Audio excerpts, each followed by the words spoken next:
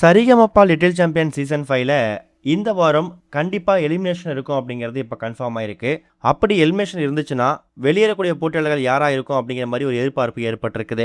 ஒரு வாரமும் Sarigamapa little champion season 5ல ஒரு தீம் அடிப்படையில் போட்டியாளர்கள் அவங்களுடைய பெர்ஃபார்மன்ஸை கொடுத்து வந்துட்டு இருக்காங்க. போன வாரம் நடந்த மியூசிக் டைரக்டர் ரவுண்ட் அப்புறம் டெடிகேஷன் ரவுண்ட் இந்த 2 ரவுண்டு முடிஞ்சதுக்கு அப்புறம் ஞாயிற்றுக்கிழமை எலிமினேஷனே இருக்காது, நாக் அவுட் இருக்காது அப்படிங்கிற மாதிரி எதிர்பார்த்துட்டு இருந்தோம். ஆனால் அங்கே தான் சிங்கர் ஸ்ரீனிவாஸ் ஒரு ட்விஸ்ட் வச்சிருக்காரு. இந்த வீக்கெண்டை ஆரம்பிக்கும் போதே நாங்கள் இந்த வாரம் எலிமினேஷன் வேணாம் அப்படின்னு நினச்சிட்டு இருந்தோம். ஆனால் ஆட்கள் ரொம்ப அதிகமாக இருக்காங்க, நாங்கள் டாப் 10 வரைக்கும் மூவ் பண்ணி போகணும், அதனால டாப் 14 டாப் 12 குறைக்க போகிறோம் அப்படின்னு சொல்லிட்டு மேகா அப்புறம் மகதி இவங்க 2 பேரையுமே ஒரே வாரத்தில் ஸ்ரீனிவாஸ் டபுள் எலிமினேஷன் அப்படின்னு அறிவிச்சிட்டாரு.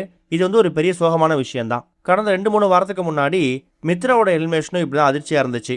அதை தொடர்ந்து மேகா அப்புறம் மகதி இவங்க எலிமினேஷனும் ரசிகர்களுக்கு அதிர்ச்சியை கொடுத்துருக்கு. அந்த வரிசையில் இந்த வாரமும் எலிமினேஷன் இருக்குமா அப்படிங்கிறது கன்ஃபார்ம் ஆயிருக்கு. காரணம் என்னன்னா, இப்போ இருக்கக்கூடிய போட்டியாளர்களில் 12 பேர் இருக்காங்க. அந்த 12 பேரில் ஒரு வாரத்தில் ஒரு ஆளை அவங்க எலிமினேட் பண்ணாங்கன்னா டாப் 10 வரைக்கும் கொண்டு போக முடியும். ஏற்கனவே இந்த சீசன் ஆரம்பித்து 4 மாதம் ஆக போகுது. இன்னும் 2 மாதத்துக்குள்ளே இந்த சீசனை முடிச்சாகணும். அப்போனா டாப் 12 டாப் 10 மாற்றுறதுக்கு அப்கமிங் வீக்கில் ஒரு எலிமினேஷன் கொண்டு வரணும். அப்புறம் டாப் 10 வைப்பாங்க.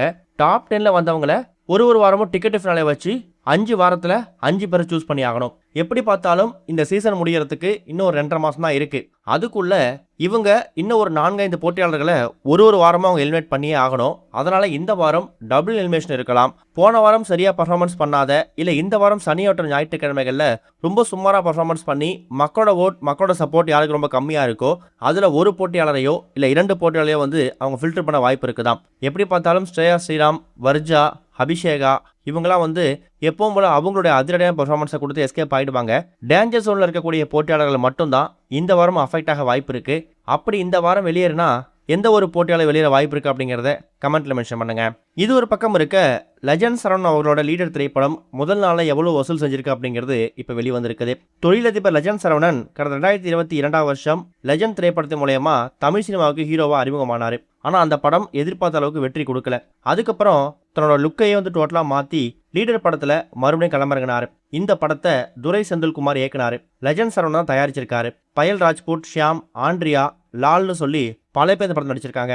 ரீசெண்டாக ஏப்ரல் 3ஆம் தேதி வெள்ளிக்கிழமை இந்த திரைப்படம் உலகம் முழுக்க தியேட்டரில் ரிலீஸ் ஆயிருக்கு. இந்த படத்துக்கு ரசிகர்கள் அமோக வரவேற்பு கொடுத்து வந்துட்டு இருக்காங்க. சொல்ல போன இந்த படத்தை பார்த்துட்டு லெஜண்ட் சரவணனை தலைமையில தூக்கி வச்சு கொண்டாடிட்டு இருக்காங்க. இந்த திரைப்படம் முதல் நாள் மட்டும் எவ்வளவு வசூல் செஞ்சிருக்கு அப்படிங்கிறது இப்போ கன்ஃபார்ம் ஆயிருக்கு.